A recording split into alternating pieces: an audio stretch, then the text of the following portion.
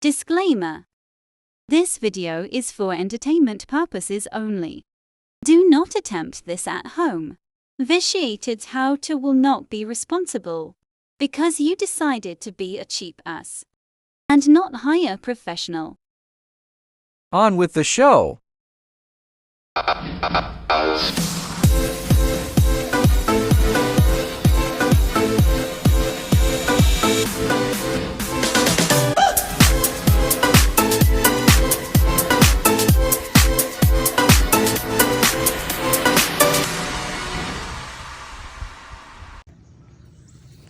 And another part to this is because I'm in a couple Dogo Argentinian groups and Cane Corso groups. I'm in a few of them. There's a lot of people that get these as puppies. And then when they're about a year old, they realize, oh my God, how do I do this? How do I do that? And they start going on. And then they get mad when people start dogging them. And then the admin of the groups get mad because they think the people are being bullied because they made poor choices. Nah. You get a dog like this, a Pyonesian, the Cane Corsos, the Dogos, any of these big dogs like this, hell, even St. Bernards. You get these big dogs, you gotta do your research. Apollo, I researched him 5 years. Him and Shelby, I researched both breeds because I didn't know which one I wanted. And they would have been $5,000 a piece if I'd have paid for them. Got them as puppies, at least $5,000. So I did a lot of research on them because I still had my 3 pit bulls. So I didn't know if I was going to get one while I had them or while I was going to wait till they were gone. I didn't know. And it ended up being, actually, no, I had 4 then. Because it was Goliath, Lady, Abby, and Little Bit. So yeah, there was 4. So that's, when I got Goliath, is when I did the research. Goliath was a rescue, and he was supposed to be kind of a part-time thing because I really couldn't take care of him at that moment because I done had the 3. But I ended up keeping him till I had to put him down because of the hell was it he got?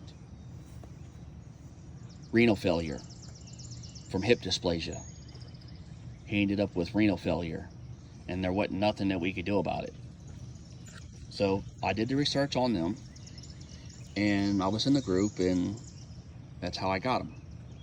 But there's a lot of people that's in there, they realize after when they're about a year old, year and a half old, when they start really hitting puberty and they start being the dog that they are going to be for the rest of their life.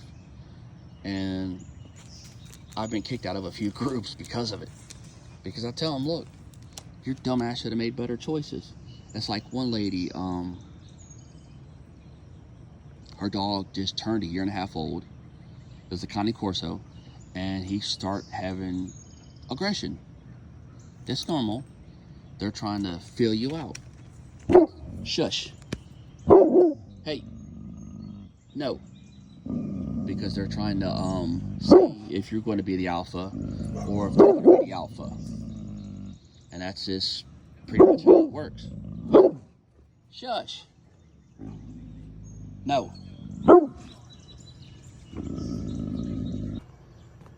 So because he was trying to discern who the alpha was, she was trying to get rid of him because she couldn't handle him. And everybody kept saying, that's the time to go get the training because now he's trying to insert his dominance and you don't need to get rid of him. Just take him and get him took care of. I mean, it's not that hard. I mean, if I got him and I would have needed to pay for training if I couldn't correct him, I would have paid for it. He was already trained and already knows somewhat what I'm doing, how I've been with all my other animals, so it's just the same thing as well. Yeah, I'm trying to get the Alicia so the phone's there. Because we were just outside. And as you can see, Apollo was barking and he went to play. But anyway, I'm getting sidetracked. And people like that, and then they get mad when you start explaining to them, and then they report you to the admin, and then the admin kick you out of the groups, because people don't understand that when you're talking about an animal, that its life depends on you, literally, just like a damn child does, and you're not doing it any service by doing what you're doing. You're only going to make it worse. And I tried to explain this to that person, that you taking it because of the way the dog is right now, and then you're wanting to have somebody else come get it, which, hey, that's a bad idea advertising.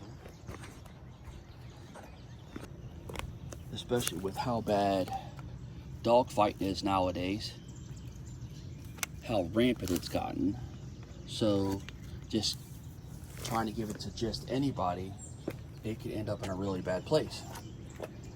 And then just not wanting to do it. I mean, I can understand if you get into a situation where you can't have the dog. I've been in that situation twice, and I lost 2 very important dogs to me because of it. I had a pit bull my ex-wife had bought me when we first got together, and the landlord found out about it. I guess we were paying it somehow or another. I don't remember. It's been 30 years ago. We got it and thought we could have it. Had the dog for a really long time, and then come to find out we couldn't have it. So I gave her to my boss at the store I worked at, and then she got a hold of a Brillo pad, and instead of my boss taking her to the vet, she just fucking let it go and it killed her. And then Sammy, I was living with my dad. I was like 19, I think. And my dad let his dogs mess with him, and then it was big to do between me and my dad, and I had to call the pound on him or leave. And at that moment, I didn't have nowhere else to go, so it is what it is, and I was upset over that. So there's that. But all my other animals, I have fought with and kept with, and I refuse to give them up. I'll be homeless first. I will. I will just go live on the streets with my dogs before I let someone try to tell me that I have to get rid of them just to live somewhere or whatever. That's just not going to happen. And my wife will tell you, off jump, you say something about my dogs, you're out the door. I don't give a fuck how long we've been together. My animals are my animals. That's it.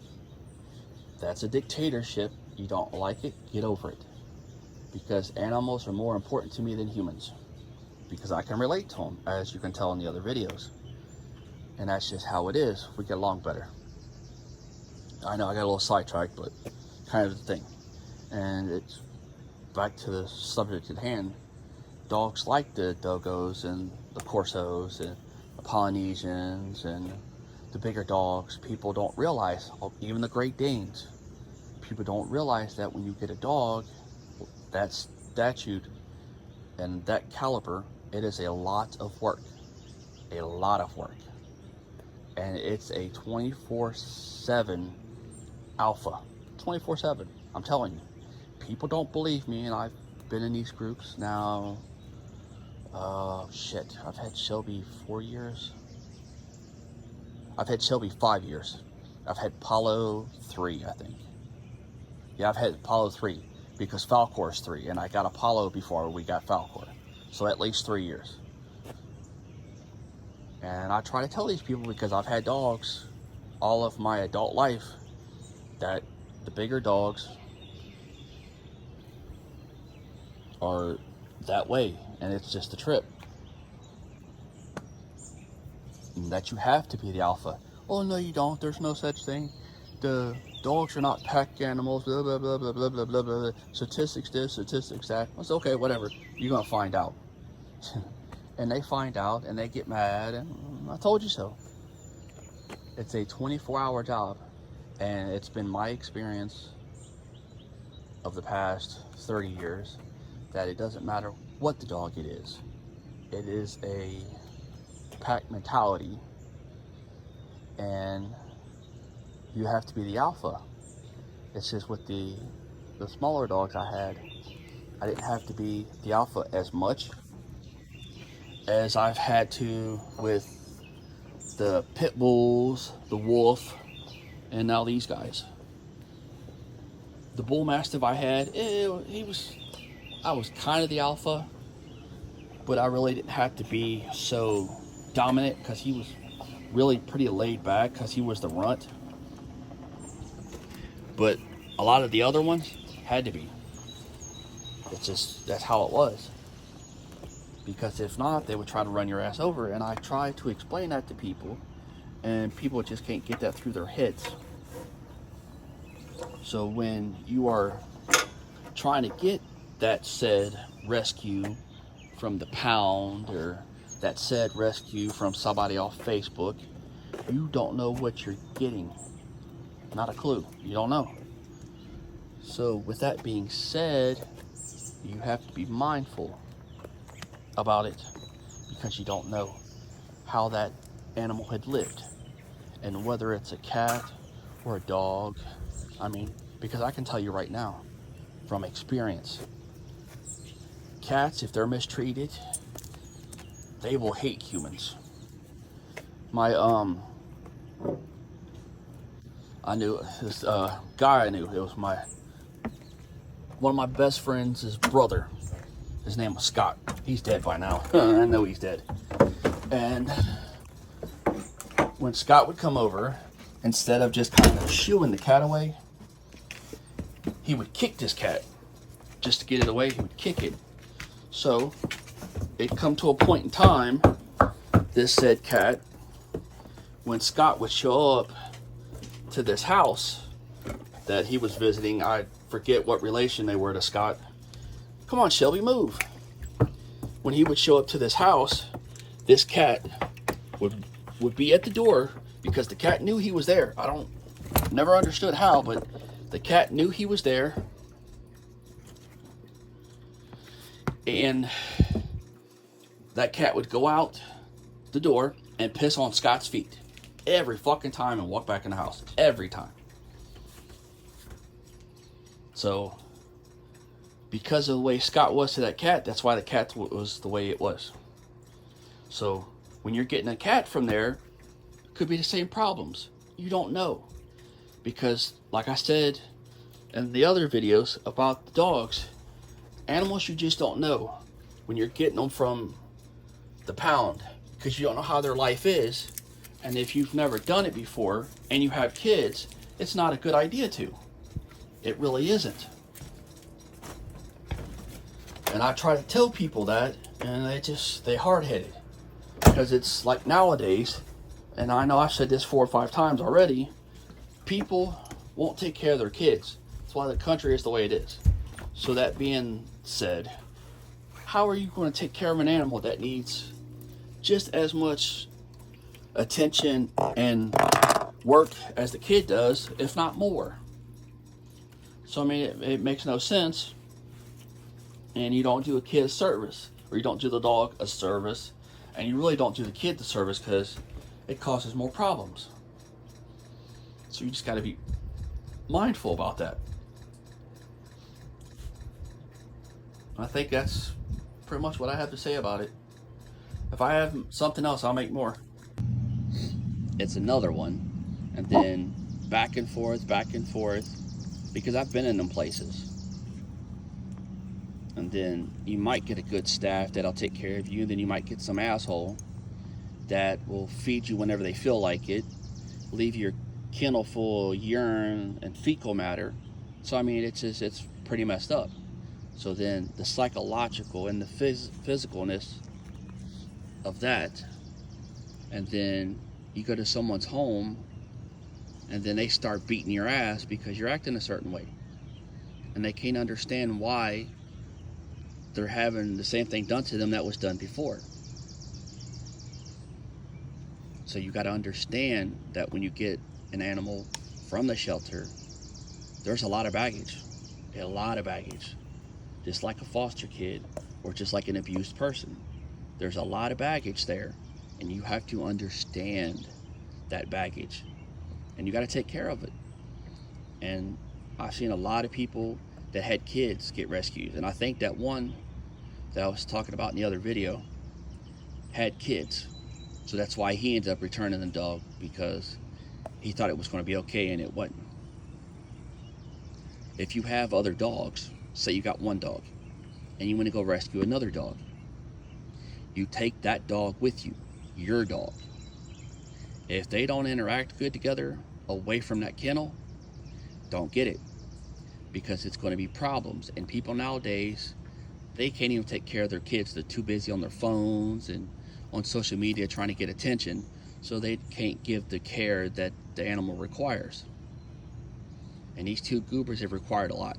She's cost me a lot. A lot of heartache. But it was kind of my fault, so there's that. I dealt with it. She's still alive. It is what it is. So you just got to be mindful about that. If you have cats, don't do it. I have cats, or I had a cat, and they said that she would kill a cat. Not happening. She didn't. I knew that cat would fuck her up. Flat out. She would have tried to get a hold of that cat, and that cat would have lit her ass up. Believe me, that cat had survived 10 dogs more aggressive than she is, and she stomped their asses.